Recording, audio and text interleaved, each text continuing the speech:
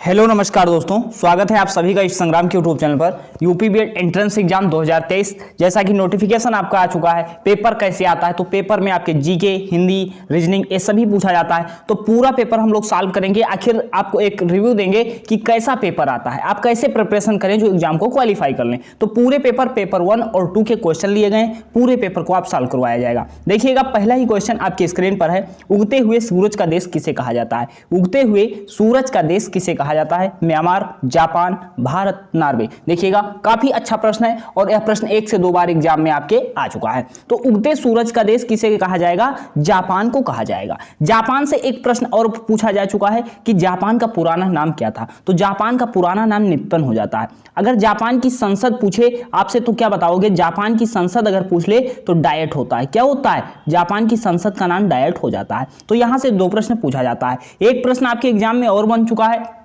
कि मध्य रात्रि के सूर्य का देश किसे कहा जाता है? तो नॉर्वे को कहा जाता है। और यहां पर ऑप्शन नंबर क्या हो जाएगा? उगते सूरज का देश जापान को कहा जाएगा। नेक्स्ट क्वेश्चन देखिएगा आपकी स्क्रीन पर। किस संविधान संशोधन के द्वारा मताधिकार की आयु को 21 वर्ष से घटा करके 18 वर्ष किया? ये आपके एग्जाम में 2018 में पूछा गया, 2016 में पूछा गया और 21 में भी प्रश्न बन चुका है। अब यहां से देखिएगा कैसे क्या क्या प्रश्न बना है। संविधान संशोधन की बात करते हैं, आपसे पूछा जाए किस अनुच्छेद में, तो अनुच्छेद 368 में संविधान संशोधन की बात की गई है। संविधान संशोधन किस भाग में है? तो भाग 20 में संविधान संशोधन है। किस भाग में है? तो भाग 20 में क्या है? संविधान संशोधन आपका हो जाता है। अगर बात करते हैं संविधान संशोधन, जैसे हमने किसी ना किसी देश से सारी प्रक्रियाएं ली हैं, तो संविधान संशोधन भी तो किसी देश से है, तो ये दक्षिण अफ्रीका के संविधान से लिया गया है। तो 3 चीजें यहां से आपकी पूछी गई हैं कि संविधान संशोधन अनुच्छेद 368 और संविधान संशोधन किस भाग में है? भाग 20 में है। संविधान संशोधन का प्रावधान किस देश से लिया गया? दक्षिण अफ्रीका से लिया गया। अब पूछा क्या गया था? 21 वर्ष से घटा करके 18 वर्ष। आपसे पूछे मतदान की आयु वर्तमान में कितनी है, तो बता दोगे 18 वर्ष। पहले कितनी थी? 21 वर्ष। एक कैसे हुआ? तो 61वां संविधान संशोधन 1989 के तहत हुआ था। ऑप्शन नंबर सी बिल्कुल करेक्ट हो जाएगा। नेक्स्ट क्वेश्चन देखिएगा आप।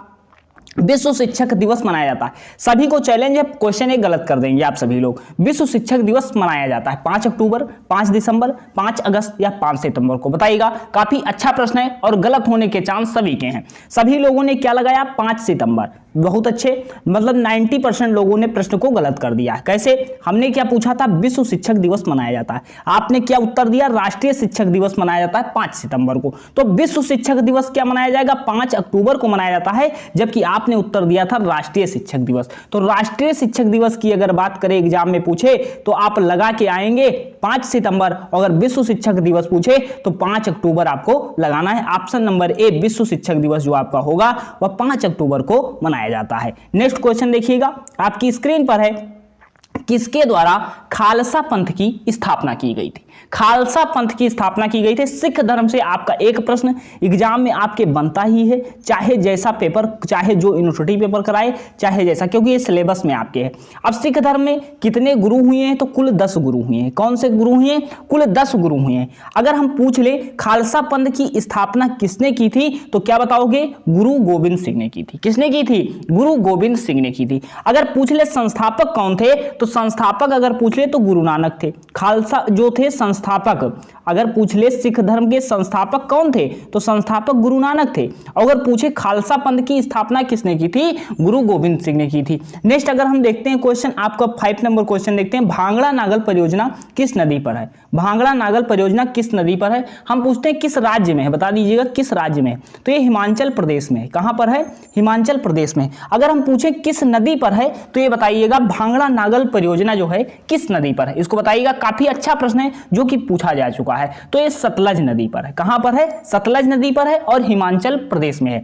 आपसे एक प्रश्न और पूछते हैं कि भारत का सबसे ऊंचा बांध कौन सा है? भारत का सबसे ऊंचा बांध अगर आपके एग्जाम में पूछा जाए तो क्या लगाओगे? टिहरी बांध लगाओगे। कहां लगाओगे? टिहरी बांध लगाओगे। और यह कहां पर हो जाता है? उत्तराखंड में हो जाता है। टिहरी बांध कहां होगा? उत्तराखंड में हो जाएगा। नेक्स्ट क्वेश्चन देखते हैं, 6 नंबर होगा। काफी अच्छी क्लास आपकी कंटिन्यू चल रही है। अगर आपने इससे पहले सारी चीजों को नहीं देखा है तो आप डिस्क्रिप्शन में जाकर के पूरी वीडियो की लिंक है, आप देख सकते हैं सारी क्लासों को और अपने टॉपिक को कवर कर सकते हैं। सिलेबस नहीं जान रहे हैं, डिस्क्रिप्शन जिस वीडियो को देख रहे हैं इसके नीचे सिलेबस भी आपको मिल जाएगा।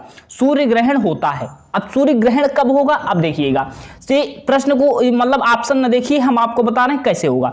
देखिएगा ये सूर्य है आपका, जब सूर्य है ऊपर सूर्य है, अब नीचे क्या होता है भाई पृथ्वी है। अब पृथ्वी पर अगर सूर्य का प्रकाश ना आए, अगर हम कहते हैं पृथ्वी पर सूर्य का प्रकाश ना आए तो क्या हो जाएगा सर, ग्रहण हो जाएगा।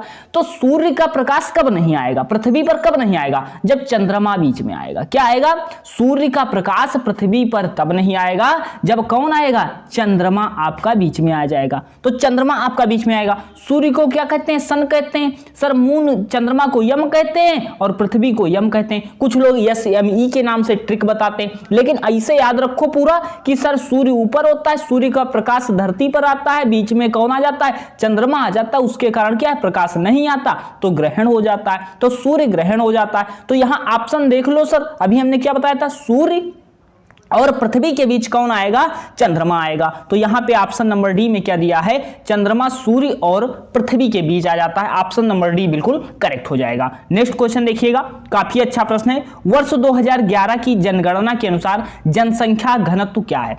जनसंख्या घनत्व किस राज्य का सबसे अधिक है ये बता दो। सबसे पहले ये बताओ कि किस राज्य का जनसंख्या घनत्व सबसे अधिक है। तो ये सबसे अधिक जनसंख्या घनत्व की बात करते हैं तो बिहार हो जाता है। क्या हो जाता है, बिहार आपका हो जाता है। अगर केंद्र शासित प्रदेश की बात करें तब क्या लगाओगे, दिल्ली लगाओगे। अगर राज्य पूछ ले तब बिहार लगाओगे, अगर राज्य पूछे तब बिहार लगाना, अगर केंद्र शासित प्रदेश पूछे तो दिल्ली लगाना, और जनसंख्या घनत्व पूछ ले कि भारत का जनसंख्या घनत्व कितना है तो ऑप्शन नंबर डी 382 हो जाएगा। 7 का डी बिल्कुल करेक्ट हो जाएगा। नेक्स्ट क्वेश्चन हम लोग देखते हैं 8 नंबर आपकी स्क्रीन पर। जैनवाद के अनुसार कितने तीर्थंकर हुए हैं। जैन धर्म आपको हमने पढ़ा रखा है। सामान्य ज्ञान की मास्टर क्लास हमने 12 क्लासें ली थी, जहां से आपका रिकॉर्ड है 20 से 30 प्रश्न आए थे जो 2022 के बीएड एंट्रेंस में। वो क्लास अगर आप कवर कर सकते हैं 2 से 3 घंटे में पूरी क्लासें आप कवर कर सकते हैं। तो पिछले साल की क्लासें हैं लेकिन सिलेबस सेम है, तो आप उसे देख करके कवर कर सकते हैं। तो वह लिंक आपको मिल जाएगी डिस्क्रिप्शन में। तो जैनवाद में कितने तीर्थंकर हुए हैं, तो जैन धर्म के संस्थापक की अगर बात करते हैं तो जैन धर्म में कुल 24 तीर्थंकर हुए हैं। अगर जैन धर्म के संस्थापक की अगर हम बात कर लेते हैं तो कौन होते हैं, ऋषभदेव होते हैं। अगर जैन धर्म के संस्थापक आपसे पूछा जाए तो ऋषभदेव होते हैं। और तीर्थंकर कितने होते हैं, 3 ही प्रश्न इसमें पूछे जाते हैं। तीर्थंकर कितने हुए, 24।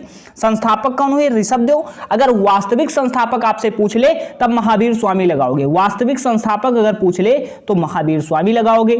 अगर महावीर स्वामी के बारे में एक प्रश्न और पूछ सकता है, सर महावीर स्वामी कौन थे, 24वें तीर्थंकर थे। महावीर स्वामी कौन थे, 24वें तीर्थंकर थे और अंतिम तीर्थंकर थे, वास्तविक संस्थापक थे। ये प्रश्न आपसे पूछा जाता है। एक प्रश्न और पूछा गया, 23वें तीर्थंकर कौन थे। तो 23वें तीर्थंकर से याद कर लेना, पार्श्वनाथ आपके हो जाएंगे। कौन हो जाएंगे, पार्श्वनाथ हो जाएंगे। आपके एग्जाम में प्रश्न बन चुका है। 9 नंबर क्वेश्चन देखते हैं, काफी अच्छा प्रश्न है। स्वतंत्र भारत के प्रथम कानून मंत्री कौन थे। यहां से प्रश्न आपके एग्जाम में बना है और बनेगा भी, नोट कर लेना। 2022 में जो प्रश्न आया था उसको भी हम बताएंगे कि प्रथम कानून मंत्री कौन थे। तो यह आप सभी को पता होना चाहिए, डॉक्टर BR अम्बेडकर हो जाएंगे। इन्हें क्या कहा जाता है, फादर ऑफ कॉन्स्टिट्यूशन, जो संविधान के पिता भी कहते हैं। और इन्हें क्या कहा था, अनुच्छेद 32, जो अनुच्छेद 32 है उसको क्या कहा, संविधान की आत्मा कहा। आपसे एग्जाम में 2021 में डायरेक्ट प्रश्न पूछा गया था कि संविधान की आत्मा किसने कहा, अनुच्छेद 32 को। तो अनुच्छेद 32 को जो है संविधान की आत्मा डॉक्टर BR अम्बेडकर ने कहा। तो डॉक्टर BR अम्बेडकर नाम से 2022 में प्रश्न मिला था। आपसे पूछा जाएगा अनुच्छेद 32 में क्या है, सर संवैधानिक उपचारों का अधिकार। संवैधानिक उपचारों का अधिकार क्या है, अनुच्छेद 32 हो जाता है। नेक्स्ट क्वेश्चन हम लोग देखते हैं, 10 नंबर आपकी स्क्रीन पर है। प्रार्थना समाज की स्थापना किसके फलस्वरूप हुई। अगर स्थापना पूछ ले तब दूसरा उत्तर हो जाएगा। इसमें क्या है, किसने सहयोग किया, किसके फलस्वरूप हुई थी। इसमें ऑप्शन में देखिएगा काफी आपको प्रॉब्लम हो सकती है। अब 10 नंबर में आप लोग क्या ऑप्शन ढूंढ रहे होंगे, आत्मराम पांडुरंग ढूंढ रहे होंगे। क्या ढूंढ रहे होंगे, आत्मराम पांडुरंग ढूंढ रहे होंगे। तो प्रार्थना समाज की स्थापना की अगर बात करते हैं तो पांडुरंग ने की थी, लेकिन अगर करते हैं किसकी प्रेरणा से हुई थी, तो केशव चंद्र सेन इसमें प्रेरणा या फलस्वरूप हुई थी। तो ऑप्शन नंबर ए यहां पर आपका बिल्कुल करेक्ट हो जाएगा। नेक्स्ट क्वेश्चन देखते हैं, जो आपका हिंदी का प्रश्न है। पूरे लगभग इसमें हमने 30+ क्वेश्चन लिए हैं, जो आपको पूरा पेपर आपको सॉल्व करवाया जाएगा। अब पूछा क्या गया, शशक पर्यायवाची शब्द है, तो शशक किसका पर्यायवाची हो जाएगा, खरगोश का, चंद्रमा का, शिशु का या मृग का। तो बताइएगा शशक जो पर्यायवाची का अर्थ क्या होता है, समानार्थी शब्द। अगर पर्यायवाची की बात करते हैं तो ये समानार्थी शब्द होते हैं। अब समानार्थी शशक पर्यायवाची किसका होगा, खरगोश का होगा। किसका होगा, खरगोश का। आपका ऑप्शन नंबर ए बिल्कुल करेक्ट हो जाएगा। नेक्स्ट क्वेश्चन देखते हैं, गंगा गए गंगादास और जमुना गए जमुनादास लोकोक्ति का सही अर्थ क्या होगा। सही अर्थ पूछा गया है आपका क्या होगा, अपने काम से काम रखना, तीर्थ यात्रा करना, महान भक्त होना, अवसरवादी होना। तो क्या हो जाएगा, गंगा गए गंगादास, जमुना गए जमुनादास, ऑप्शन नंबर डी अवसरवादी होना आपका बिल्कुल करेक्ट हो जाएगा। नेक्स्ट क्वेश्चन हम लोग देखते हैं, सूर्य का पर्याय नहीं है। अब सूर्य का पर्याय नहीं है, जिससे पूछा गया कि पर्यायवाची नहीं है, ये आपको बताना है। भास्कर, मयंक, दिवाकर या सविता। तो सूर्य का पर्यायवाची नहीं है, तो आप सभी को पता होना चाहिए मयंक। तो मयंक आखिर किसका हो जाएगा, अगर सूर्य का नहीं है तो मयंक आपका किसका हो जाएगा, चंद्रमा का हो जाएगा। नोट कर लेना, आपके एग्जाम में पूछा जा चुका है। चंद्रमा को और क्या कहा जाता है, सर रजनीश कहा जाता है। क्या कहा जाता है, रजनीश पूछ ले किसका हो जाता है पर्यायवाची, तो आप क्या बताओगे, चंद्रमा का हो जाता है। नेक्स्ट क्वेश्चन हम आप स्क्रीन पर देखते हैं, जो आपका प्रत्येक में संधि विच्छेद है। हमने आपको संधि पढ़ा रखा, अगर आपने नहीं देखा तो सारी चीजें आपके चैनल पर अपलोड हैं, देख सकते हैं। अब संधि देखिएगा, संधि कितने प्रकार की होती, आपसे एग्जाम में यही प्रश्न पूछा जाता है, संधि कुल कितने प्रकार की होती, तो 3 प्रकार की होती। सर कौन कौन सी संधि होती है, स्वर संधि, व्यंजन संधि और विसर्ग संधि। आखिर यह कौन सा प्रश्न आया है, तो संधि में सबसे अच्छी ट्रिक यह होती है कि आप कुछ अगर नहीं पढ़े हैं तब भी आप संधि के प्रश्न को कर सकते हैं। कैसे करेंगे, संधि का अर्थ होता है मतलब 2 शब्दों को जोड़ देना, जोड़ या मेल होता है। तो जब जो 2 शब्द होंगे, दोनों शब्द का सदैव अर्थ निकलेगा। ये चीज आप याद रखिए, ट्रिक है कि जब संधि को अलग करेंगे तो दोनों का अपना अपना अलग अलग अर्थ होगा। ऐसा नहीं है कि दोनों का अर्थ ना हो। तो दोनों का अर्थ किसमें है, देखो जिसमें प्रतिधन एक, प्रत्येक, ऐसा कोई शब्द सुना है, प्रति कोई शब्द सुना है, प्रति सुना है, नहीं सुना है। तो प्रतिधन एक आपका प्रत्येक जो है सही संधि विच्छेद आपका हो जाएगा। ऑप्शन नंबर ए बिल्कुल करेक्ट हो जाएगा। लेकिन हम ऐसे थोड़ा छोड़ देंगे, हमने क्या बताया था, संधि देख लो। तो संधि हमने बताया था 3 प्रकार की होती है, स्वर संधि, व्यंजन संधि और विसर्ग संधि होती। लेकिन सर प्रत्येक जो है इस किस संधि का भाग है, ये स्वर संधि का आपका भाग हो जाएगा। ये भी हमने पढ़ा रखा, देखो यण स्वर संधि का भाग हो जाएगा। क्या हो जाएगा, यण स्वर संधि का भाग हो जाएगा। हमने क्या बताया था, यण स्वर संधि में शब्दों के बीच में या आ जाए या रा वा आ जाए, उससे पहले अगर आधा व्यंजन आ जाता है तो यण संधि का भाग होता है। सर प्रतिधन एक होता है, प्रत्येक में पूछ ले यण संधि है। सर पर्यावरण पूछ ले यण संधि है। आपसे पूछ ले अन्वेषण में कौन सी संधि, यण संधि है। आपसे पूछ ले इत्यादि में कौन सी संधि, यण संधि। आपसे पूछ ले स्वागत में कौन सी संधि, यण संधि। तो ये सारे यण संधि के उदाहरण होते हैं। संधि हमने बता दी, प्रत्येक में पूछ ले, यण संधि का उदाहरण है, स्वर संधि का पार्ट है, और संधि 3 प्रकार की होती है। अब तो सब लोग बता ही दोगे। अब देखते हैं नेक्स्ट क्वेश्चन आपकी स्क्रीन पर है, जो शास्त्र जानता है वह कहलाता है। उसके लिए एक शब्द आपका कौन हो जाएगा, जो शास्त्र जानता है, जानकार, शास्त्राज्ञ, विद्वान या शास्त्रगाता। बताइएगा, जो शास्त्र जानता है उसके लिए एक शब्द बताना है। तो ऑप्शन नंबर बी आपका बिल्कुल करेक्ट हो जाएगा, शास्त्राज्ञ आपका बिल्कुल सही हो जाएगा। नेक्स्ट क्वेश्चन हम लोग देखते हैं, आपका क्या हो जाएगा, पुराण में एक प्रत्यय जो है संयुक्त रूप से क्या बनेगा। अब जैसे पुराण, मान लीजिए आपने नहीं पढ़ा था इस प्रश्न को, तो आप इस प्रश्न को करते कैसे। जैसे पुराण में एक प्रत्यय लगाना है तो कौन सा शब्द बनेगा। पुराणिक आपने कोई शब्द सुना है, सब नहीं सुना है। पौराणिक सुना है, जी नहीं सुना है। अब यहाँ पे आप क्या करते, कहते पौराणिक, तो ये गलत हो जाएगा, पौराणिक गलत हो जाएगा। लेकिन इसमें आप कंफ्यूज हो जाते। तो इसमें क्या करना था, पुराणिक भी नहीं होता, ये भी नहीं होता है, तो पौराणिक आपका बिल्कुल करेक्ट हो जाता है, जो पुराण में एक प्रत्यय लगता है। पौराणिक आपका ऑप्शन नंबर ए बिल्कुल करेक्ट हो जाएगा। नेक्स्ट क्वेश्चन देखते हैं, हाथ से हथियाना, लात से लतियाना, संज्ञा से बनने वाली क्रिया को कहेंगे, तो इसे क्या कहेंगे। तो इसमें क्या कहेंगे, इसे नाम धातु क्रिया कहेंगे। नाम धातु क्रिया आखिर होती क्या है, जैसे संज्ञा है, संज्ञा, सर्वनाम, संज्ञा, सर्वनाम या विशेषण। संज्ञा, सर्वनाम या विशेषण। विशेषण में क्या होता है सर, कोई प्रत्यय जोड़ दिया जाए। संज्ञा, सर्वनाम में, विशेषण में या कोई प्रत्यय जोड़ दिया जाए। तो अगर कोई संज्ञा अगर बन जाती है तो वह क्या होती है, नाम धातु क्रिया होती है। तो सर क्या होता है, हाथ क्या है आपका, संज्ञा है। सर लात क्या है, संज्ञा है। तो हाथ से हथियाना, लात से लतियाना, कौन सी संज्ञा होगी, नाम धातु क्रिया हो जाएगी आपकी। नेक्स्ट क्वेश्चन, अगर चैनल पर पहली बार आए हो तो चैनल को सब्सक्राइब कर लीजिएगा और सारी क्लासें आप देख लीजिए। अपने एक सफर को सुहावने बनाने के लिए, अपने गवर्नमेंट कॉलेज के सपने को साकार करने के लिए बेल आइकन प्रेस कर लीजिएगा, ताकि जो भी क्लास कंटिन्यू आपको मटेरियल दिया जाए आपके एग्जाम के लिए मिल जाए सबसे पहले। तो मीठा शब्द का विशेषण आपको बताना है। मीठा शब्द विशेषण जो है, मीठा विशेषण है, इसकी भाववाचक संज्ञा बतानी। संज्ञा के भेद कितने होते हैं बता दो। संज्ञा के भेद आपके एग्जाम में प्रश्न बन चुका है, कितने भेद होते हैं, तो 5 भेद होते हैं। ये सारी चीजें हम पढ़ाएंगे आपको टॉपिक वाइज। अब यहां पे क्या है, संज्ञा सर मीठा विशेषण है, तो मीठा विशेषण किसका हो जाएगा सर, मिठापा का हो जाएगा, मिठाई का हो जाएगा, भाववाचक संज्ञा, या मिठास हो जाएगा, या मिठास हो जाएगा। तो ये मिठास आपका होगा नहीं, आपका ऑप्शन नंबर डी जो है मिठास हो जाएगा। मीठा शब्द विशेषणवाचक भाववाचक जो होगा, ऑप्शन नंबर डी बिल्कुल करेक्ट हो जाएगा। नेक्स्ट क्वेश्चन देखते हैं, आपकी स्क्रीन पर है, कोई आया वाक्य में किस प्रकार का सर्वनाम। कोई आया वाक्य में किस प्रकार का सर्वनाम है। सर्वनाम क्या होते हैं सर, संज्ञा के स्थान पर प्रयुक्त होते हैं। क्या होते हैं, संज्ञा के स्थान पर प्रयोग होने वाले शब्दों के क्या कहेंगे, सर्वनाम कहेंगे। जैसे क्या है, रोहन जाता है, जैसे रोहन हम कहते हैं रोहन जाता है। अब रोहन कहाँ जाता है, अब वह विद्यालय जाता है। फिर यहां हम क्या लिखेंगे, वह पढ़ता है। अब वह जो है या किसके लिए प्रयोग हुआ है, वह पढ़ता है, तो वह किसके लिए प्रयोग हुआ है, वह रोहन के लिए प्रयोग हुआ है। तो संज्ञा रोहन था, संज्ञा के स्थान पर क्या प्रयोग हुआ, वह प्रयोग हुआ, तो वह क्या था, सर्वनाम था। तो सर्वनाम पूछा गया था, यह कौन सा सर्वनाम होगा, कोई। तो कोई आपका अनिश्चयवाचक सर्वनाम हो गया। कोई आया, कौन आया पता नहीं, तो अनिश्चयवाचक आपका सर्वनाम हो जाएगा। अब सर्वनाम यहां से देख लो, आपसे प्रश्न सबसे पहला एग्जाम में प्रश्न पूछा जाएगा, सर्वनाम के कितने भेद या प्रकार होते हैं। तो सर्वनाम के 6 भेद या प्रकार होते हैं, सबसे पहले नोट कर लो। 6 भेद या प्रकार आपसे पूछे तो लगा देना। कौन कौन से होते हैं सर, पुरुषवाचक सर्वनाम, निश्चयवाचक सर्वनाम और अनिश्चयवाचक सर्वनाम, प्रश्नवाचक सर्वनाम, संबंधवाचक सर्वनाम और निजवाचक सर्वनाम। जिसमें से आपका इंपॉर्टेंट प्रश्न आपके एग्जाम में कौन कौन से पूछे गए, संबंधवाचक। जो और सो पूछा जाए कि कौन सा सर्वनाम है, तो संबंधवाचक सर्वनाम है। आपसे पूछा जाए कि सर अनिश्चयवाचक सर्वनाम क्या है, तो कोई और कुछ क्या हो जाता है, अनिश्चयवाचक सर्वनाम होता है। ये 2 प्रश्न आपसे एग्जाम में पूछे जाएंगे बीएड एंट्रेंस में। अब नेक्स्ट क्वेश्चन देखते हैं, पावक और अग्नि शब्दों के मध्य क्या संबंध है। पावक अग्नि के मध्य संबंध क्या है, ये बताया गया है। अवनामी है आपस में, या समनामी है, या पर्यायवाची है, या विलोम शब्द है।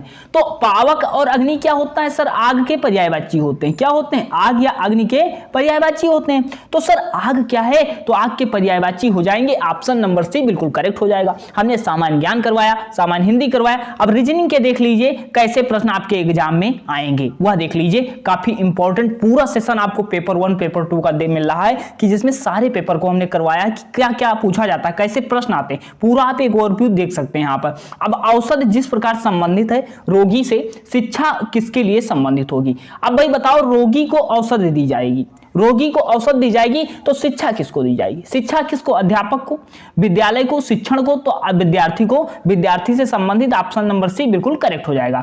नेक्स्ट क्वेश्चन देखते हैं हम लोग, सिग्नल का ट्रैफिक के साथ जो संबंध है वही संबंध किससे होगा। सिग्नल का ट्रैफिक से जो संबंध आधारित है वह संबंध किससे होगा, लेंस का प्रकाश से होगा, ब्रेक का पहिया से होगा, बांध का नदी से होगा, या दरवाजा का ग्रह से होगा। तो इसमें देखिएगा, सिग्नल ट्रैफिक पर क्या है, सिग्नल क्या होता है, किसका इस्तेमाल किया जाता है, सिग्नल इसलिए लगाए जाते हैं भाई, रेड लाइट जो है, ग्रीन लाइट दी जाती है किस लिए, ट्रैफिक को रोकने के लिए, क्या है कि जो भीड़ है कंट्रोल किया जाए। तो यहां पर क्या होगा, बांध नदी से संबंधित हो जाएगा, जो कि बांध इसलिए बनाए जाते हैं कि पानी के बहाव को नियंत्रित या रोका जा सके, सही किया जा सके। तो यहां बांध नदी से ऑप्शन नंबर सी बिल्कुल करेक्ट हो जाएगा। नेक्स्ट क्वेश्चन हम लोग देखते हैं, क्वेश्चन नंबर 3। इसमें बताइएगा, कौन सी श्रृंखला रिक्त पद को पूर्ति करती है, कौन सी श्रृंखला रिक्त पद को पूर्ति करती है। काफी अच्छा प्रश्न है, तो बताइएगा इसमें आपका कौन सा सही हो जाएगा। देखिएगा, 1 से 3 हुआ, 3 से 5, 7, 9 हुआ,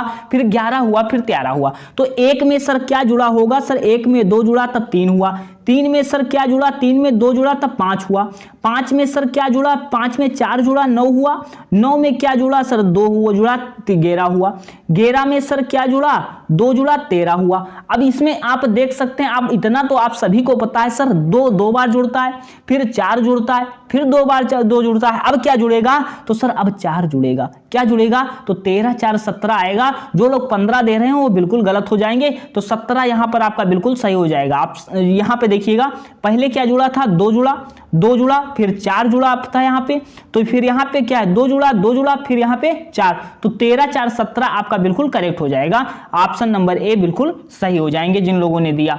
नेक्स्ट क्वेश्चन आपकी स्क्रीन पर है, अक्षरों के उस समूह को पहचानिए जो समान पैटर्न के अनुरूप हैं। जिन्होंने हमारी रीजनिंग की क्लास देख रखी होगी, हमने उसमें सबसे पहले आपको वर्क दिया था कि आपको अल्फाबेट नंबर याद कर लेने हैं कि ए किस नंबर पे है, सी किस नंबर पे है, डी किस नंबर पे है, एफ किस नंबर पे है। तो ये सब अगर आपको पता होता तो आप इस प्रश्न को बहुत 3 से 4 सेकंड में उत्तर दे सकते थे। अब कैसे देते सर, पी 16 पे आता है, 16 2 18, 18 2 20, 2 22, 2 24, 2 26, अर्थात 2 का क्रम बन रहा है। अगर बात करते हैं 3 2 5, 2 7, 2 9, 2 11, 11 नंबर पे क्या आता है 13 नंबर पे यम आता है। सर ये भी 2 का पैटर्न बन रहा है। सर यम है, यम 13 पे 13 2 15, 15 2 17 आना चाहिए। सर क्यों आना चाहिए यहाँ पे आर कर दिया है, तो क्या है ऑप्शन नंबर सी आपका बिल्कुल गलत हो जाएगा। सर इसमें जब आप जोड़ेंगे, आपको हम समझा दें कि इसमें सब में 2 का गैप है, इसमें क्या है 2 का गैप है, इसमें भी 2 का गैप है, लेकिन यहाँ पे जो इन्होंने गलत गैप किया तो ये आपका अलग हो जाएगा, जो समान पैटर्न के अनुरूप नहीं होगा। ऐसे प्रश्न आपके रीजनिंग में देखने को मिलेंगे जो काफी आसानी से कर सकते हैं, लेकिन प्लेस वैल्यू आप लर्न कर लीजिए। अगर लर्न नहीं है अभी, आप ये कार्य पहले कर लीजिए ताकि आपको याद हो जाए। मैं ट्रिक भी बता रखी है, आप वहां से देख सकते हैं। इनमें से कौन सा अन्य 3 से भिन्न है? अब 3 से भिन्न कैसे है बताइएगा, वर्षा, तड़ित, वज्रपात या बादल, इसमें भिन्न आपको बताना है, सोचिएगा। अब इसमें गलत मत लगा देना। तो ये जो तीनों चीजें होंगी, वर्षा होगा, तड़ित होगा, वज्रपात होगा, या किसके कारण होगा, बादल के कारण होगा। तो बादल क्या हो जाएगा, अलग आपका हो जाएगा, और 3 ये क्या होंगी, ये बादल के कारण ही संभव होती है, तड़ित, वर्षा, वज्रपात। नेक्स्ट क्वेश्चन देखिएगा, आपकी स्क्रीन पर है, बताइएगा भिन्न संख्या समूह को दिखाइए। अब इसमें कई लोग तो स्क्वायर लगाएंगे, कई लोग प्रश्न को छोड़कर चले आएंगे, लेकिन जब तक हमें प्रश्न नहीं छोड़ना है। आप कॉन्सेप्ट देखिए कि कैसे इस प्रश्न को करना है। इस प्रश्न में क्या होता है, आप ऐसे प्रश्न अगर मिल जाएं तो ऐड का ऑप्शन लगा दो, इस प्रश्न को आप करके चले आओगे और 2 नंबर आपके एंट्रेंस में पक्के हो जाएंगे। सर कैसे होंगे देख लो। सर 6 5 11 होता है, 11 2 13, 13 9 22 होता है। इसको अगर जोड़ दो तो सर कितना होता है, 22 होता है। समझ में आया। अब इसमें देखिएगा 8 3 11 होता है, 11 4 15 7 कितना होता है, 22 होता है। सर कितना होता है, 22 होता है। सर बात करते हैं 3 4 3 7 7 7 14 14 14 9 23 होता है। सर यहाँ पे क्या होता है, 23 होता है। तो ये दूसरा भी चौथा भी देख लो, 6 5 11 11 8 19 3 22। अब आप ही बता दो इसमें अलग कौन है। सर इसको ऐड करने पे बराबर संख्या आ रही, इसको भी आ रही, इसको भी आ रही, तो सर 23 जो है अलग हो जाएगा। ऑप्शन नंबर सी जो आपका भिन्न संख्या समूह को दिखाएगी बिल्कुल करेक्ट हो जाएगा। नेक्स्ट क्वेश्चन देखिएगा, दी गई भिन्न आकृतियों में, ये सभी प्रश्न आपके एग्जाम में बीएड में पूछे जा चुके हैं। ये सभी प्रश्न पूछे जा चुके हैं। 1 से 2 बार क्लास को देख लो कि पेपर पता लग जाए कि कैसा पेपर आता है। ये पूरा पेपर आपको हम कॉम्बिनेशन करवा रहे हैं कि सारी चीजें आप देख सकते हैं। दी गई भिन्न आकृतियों में लड़का लड़की बच्चे के संबंध को दर्शाने के लिए सर्वोत्तम है। तो लड़का लड़की बच्चे के संबंध को अगर हम दर्शाएंगे तो कैसे दर्शाएंगे, तो बच्चे अगर घर में है तो क्या बच्चे लड़का भी हो सकता है, लड़की भी हो सकता है। तो ऐसा कौन सा ग्राफ बनाओगे जिसमें लड़का लड़की बच्चे को संबंध को दर्शाओगे, तो क्या होता है सर, ये लड़का हो गया, लड़की हो गई, क्या हो गया, बच्चा हो गया। तो क्या हो जाएगा, ऑप्शन नंबर सी बिल्कुल करेक्ट हो जाएगा। लड़का हो जाएगा, लड़की हो जाएगी, और ये क्या हो जाएंगे, ये बच्चे के अंतर्गत दोनों आएंगे, चाहे वह लड़का हो चाहे लड़की। ऑप्शन नंबर सी बिल्कुल करेक्ट आंसर हो जाएगा आपका। ये वेन डायग्राम का क्वेश्चन आपके एंट्रेंस में 3 से 4 प्रश्न बनते हैं। 3 से 4 प्रश्न वेन डायग्राम से आपके एग्जाम में आते हैं, जो चीजें आपको करवा दी भी। क्वेश्चन देखते हैं, 44 निम्नलिखित संख्या में प्रश्न चिन्ह के स्थान पर क्या आएगा। तो ये 15 से 50 कैसे बन रहा है सर, 18 से कैसे बना है। तो यहाँ पे आप एक काम कर सकते हैं सर, 15 से अगर 50 बना, 50 बड़ी संख्या है, तो 50 अगर बड़ी संख्या दिख रही है तो ये कैसे हुआ होगा, या तो इसमें कुछ जोड़ा होगा या इसका गुणा किया होगा। तो सर जोड़ने में 50 में तो ज्यादा जोड़ना पड़ेगा, तो गुणा कर लेते हैं। तो गुणा करके देख लो सर, 15 को 3 से कर लो, तो 15 को आप 3 से करोगे तो कितना होता है सर, 45 होता है। अब 45 में अगर 5 को करोगे तो 50 आ जाएगा, कितना आएगा, 50 आएगा। अब यहां से सर 15 गुणे 3 करते हैं, 45 5 50 आता है। तो सर ये दूसरे में भी कर लेते हैं, तो 18 को 3 से मल्टीप्लाई गुणा कर दो, फिर क्या हो जाएगा, 54 हो जाएगा। इसमें आप 5 ऐड कर दो तो 59 आ जाएगा। सर यही तो रूल है। 59 किस ऑप्शन में है, ऑप्शन नंबर बी आपका बोल रहा है कि ये हम सही हैं, तो उसको लगा दो। तो इस तरह ऐसे प्रश्न आपके एग्जाम में जो आएंगे तो ऐसे ही होते हैं, या तो मल्टीप्लाई करना पड़ेगा, ऐड करना पड़ेगा। देखिएगा काफी अच्छा प्रश्न है कि यदि यहां पे आप प्रश्न में समय ले सकते हैं, लेकिन प्रश्न में समय बिल्कुल नहीं लेना। इस प्रश्न को अगर हम कहें केले का रंग कैसा होता है, तो आप क्या बताओगे, सर केला हरा होता है। क्या होता है, केला का रंग क्या होगा, हरा होगा। तो अब इस प्रश्न में अगर ऐसे करना होता तो सर हरे को इसने क्या कहा है, हरे को सफेद कहा है, बस सफेद आप लगा देते, आपका उत्तर सही हो जाता, आपका उत्तर सही हो जाता। लेकिन करेंगे कैसे, ये देखो, ये प्रश्न क्या कहता है कि अगर कोई नीला डिब्बा है तो उसको हरा कह देता है। क्या कह देता है, हरा कह देता है। और अगर हरा डिब्बा है, अगर हरा डिब्बा है तो उसको क्या कहता है, सफेद कहता है। इसी तरह डिब्बे बदल रहा है, तो आपको क्या करना था, केले का रंग बताना था। तो इसने क्या कहा, इसी तरह काले को लाल, लाल को पीला कहा जाता है। तो कच्चे केले का रंग क्या होगा, तो कच्चा केला आप सभी को पता है हरा होता है, तो हरा होता है। लेकिन इसने क्या कहा, हरे को क्या कहा जाएगा, सफेद कहा जाएगा। तो सफेद ऑप्शन नंबर बी आपका, ऑप्शन नंबर डी आपका बिल्कुल करेक्ट हो जाता। ऐसे प्रश्नों को कम समय में कैसे करेंगे, कैसे आप पेपर एग्जाम को क्वालिफाई करेंगे, कैसी रणनीति होनी चाहिए, कैसे ट्रिक होनी चाहिए, सब कुछ आपको एक प्लेटफॉर्म पे दिया जाएगा। इस चैनल से अगर आप हमारे चैनल से जुड़े हैं तो आपको सफलता तो सुनिश्चित करवाने के हम गारंटी के साथ, पूरी तैयारी के साथ आपको बता रहे हैं, हर जो चीजें उपलब्ध कराई जाएंगी जो एग्जाम में मिलेंगी।